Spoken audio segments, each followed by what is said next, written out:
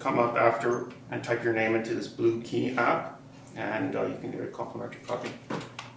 So I don't have any specific plan of anything to show you, but I'll show you the software, and please interrupt me at any moment, and please keep me on time. So is it 15 minutes or 10 minutes? 15 minutes. 15 minutes, okay. So what do we have here? So, well, this is KnotPlot, and it plots knots.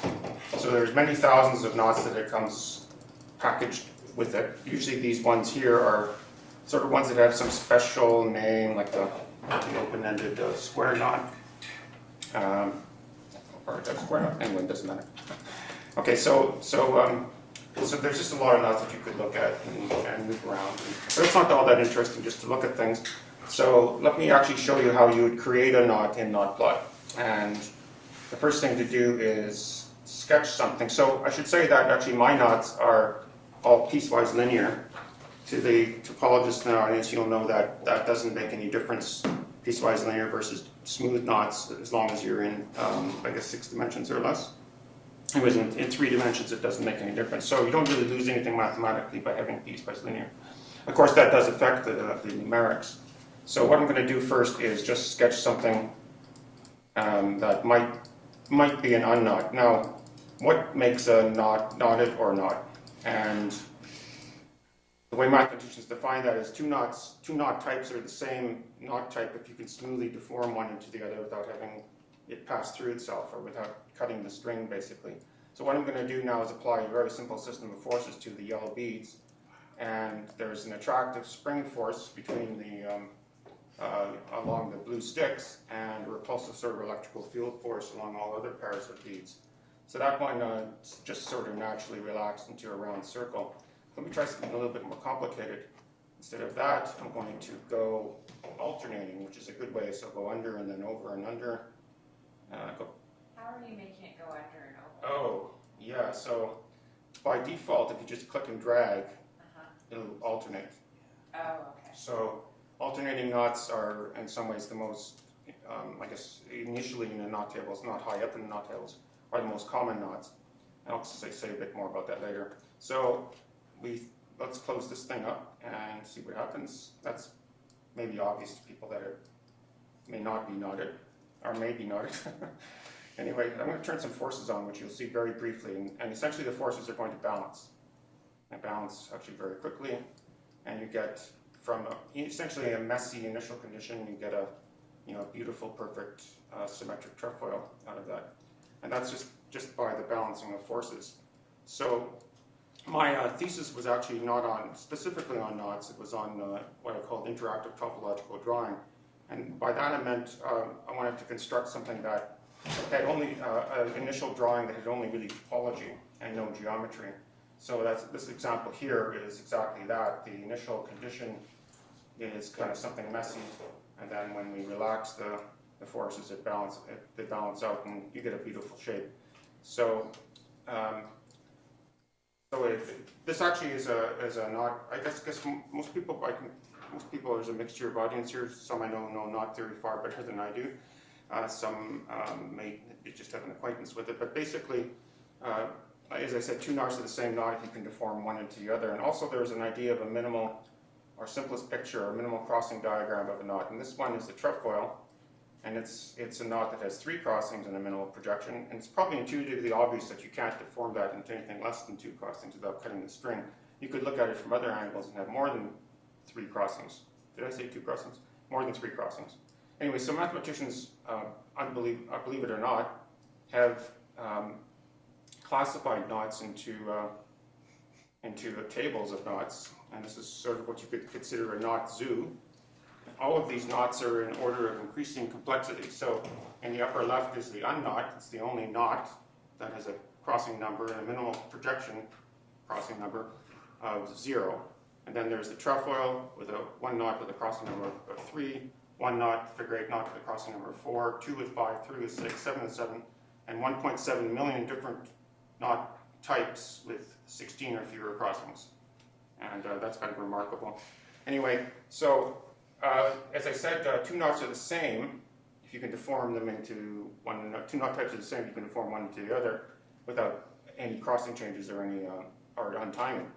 And actually, I should say, generally speaking, mathematicians consider knots to be closed strings, unlike everyday knots. Actually, this got me into trouble with the International Guild of Knot Tiers once because they thought that that mathematicians should not be calling these things knots, they should call them grommets. So they should be grommet theory and not knot theory. The reason why like an open-ended thing is topologically equivalent to just a line segment. So that's one reason why we tend to close them up. So now that you have an idea of what makes two knots the same knot or not, here's a quiz. One of these is an unknot, so it's just a round circle if you picked up the string and flipped it a bit. The other one is a trefoil or knot. So one of these is a trefoil, one of them is an unknot. They only differ by one crossing change. Does anybody have any feelings about which one's which? Is this one? Let's just vote on this one. Is this the unknot or is this the trefoil? I guess that's the trefoil. Yeah. And okay, so then if we, so that's the other one. So we'll just go back to the one, this one here. Let's find out. Now, what you're seeing here is just the smooth deformation. It's nothing more than balancing of forces and a little bit of rotation, and nothing else. If we load that up and take that one strand and pull it through, actually, it looks simpler. Actually, it looks like it would unravel easier. But it turns out that in fact is the trefoil. So it turns out to be a complicated problem determining when a knot is a knot or not, given just a diagram of a knot. And in fact, something funny in my computer science department happened. There was some computational geometers who had an algorithm for detecting knottiness, and they said, "Rob, do you have any pictures of knots that we could try it out on?" And I said, "Yeah," and I gave them this one, and so then I didn't hear from them for about a week, and then about a week later I bumped into them in the hallway and asked them how's that unknotting project going, and they said, "Oh, we've given up." And this example, the problem with this example is that in order to watch just what happens when we relax it, it's kind of quick to see. But right now it's got 10 crossings, 10 apparent crossings, but it undergoes a very brief moment where it has, I think, up to 12 or 13 crossings. And so it needs to be made apparently more complicated first before we can start simplifying it. And that's really the crux of the problem. And so it turns out that there are other nasty things, which this one I actually more or less say is an unknot. And this was originally, or half of this was proposed by Michael Friedman as a possible example of a knot that has an obstruction to going to the round circle without getting stuck into some sort of energy minimum. But it turns out that there's actually no problem at all in tying this thing and simplifying it to a knot. And then there's a few other examples. This is a famous example of what's called the Perko pair, and these were listed as two distinct knot types for several decades, until Ken Perko in 1974 showed, in fact, that they are the same knot type by doing sketches on a napkin. So that he had his proof, and this is the KnotPlot proof of the same thing. Essentially, deformed them into the same conformation, and there you go. And so, just one thing I'll show here first. This is just an interesting example of a certain kind of link called a Brownian link. And these are links that cannot be separated. You can't separate the strings without cutting something. But if you remove any one string, I'm going to remove, let's say, this one, then the rest will just fall apart into disjoint circles. And there you go. So there's a lot of things in KnotPlot to enable day-to-day work of mathematicians. You can make nice knot pictures, but you can also create special classes of knots, say torus knots. Torus knots are sort of the simplest family of knots. They're knots that can be drawn or can be embedded on the surface of a torus. And then there's also, there's an expert in the audience, Isabel, on rational knots, as well as Ritno as well. And what's this thing? Rational tangles. These are a special kind. So remember I said that most time mathematicians treat things as open-ended. Not always. They have a notion of a tangle, and it turns out I don't have any time to get into this really, but you can form a certain class of knots by these kinds of deformations on rational tangles, and then closing up the tangle, in this case to form a trefoil knot.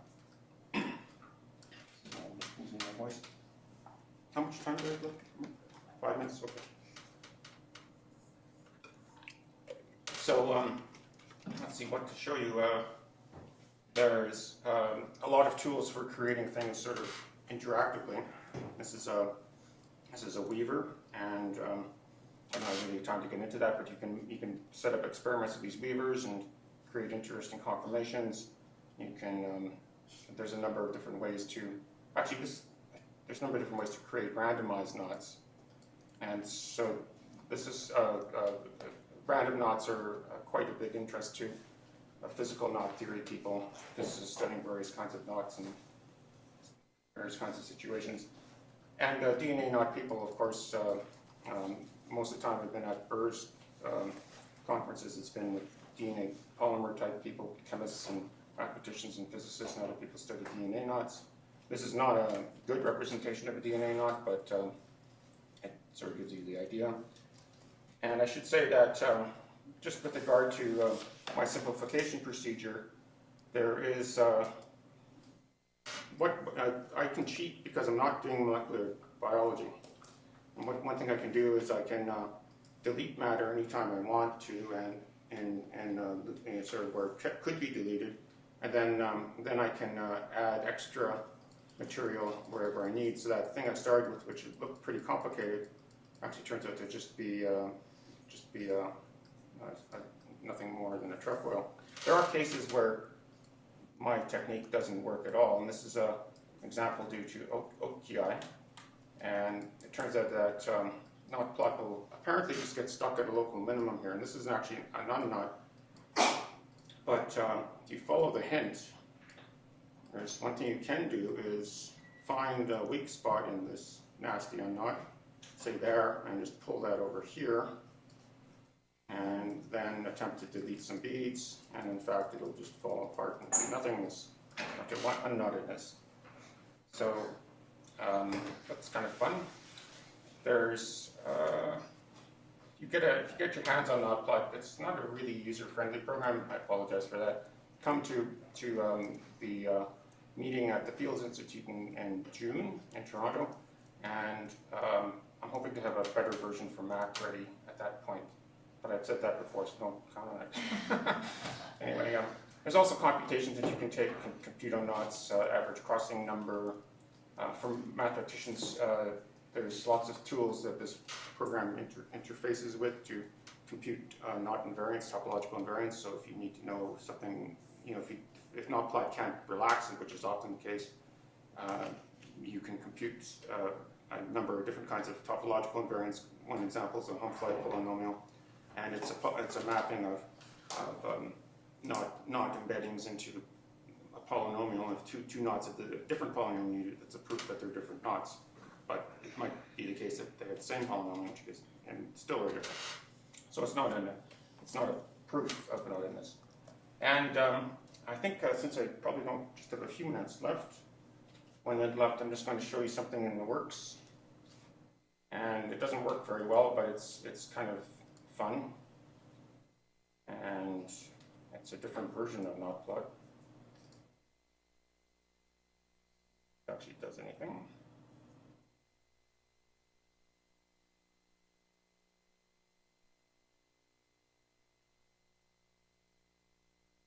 So this is a work in progress and may not actually do anything correctly. Let's see what happens. Okay, so what if you want to? You probably I don't know. So if we're going to different rooms, then you probably could play with this afterwards. But so you see your hands. There's a little device here is making a model of my hand, and this doesn't really work all that well. But at some point there will be some really interesting demos to using this little thing. So I guess that's my time, and thanks for your attention. Remember, if you want type your email address into the Blue Key app, and you'll get a complimentary key for KnotPlot. Any questions for the speaker? How is it sensing your hands? This is a little device you can buy at Best Buy for $80, and it's called a Leap controller, and there's 2 infrared cameras in here, and it comes with a very nice software SDK. And so you can, what I'm using, so I wrote a program to read it using their SDK, and essentially you get all of the bone ends and in 3D space, and it can also detect the pinch. So the pinch gesture is what actually that's what actually grabs the thing. And but I want to sort of use it for a lot of other things. Like, for example, what I want to do is be able to do this kind of motion and chop everything in half. So People have been using that also with virtual reality HMDs, where you just put it in on top of your face, Okay. yeah. and then you can see your hands, which is super important. Otherwise, people freak out. Okay. That's mine. Okay. All right, thank you, Rob. Okay.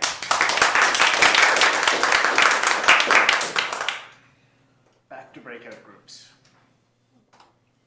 There is a coffee break at 3 o'clock.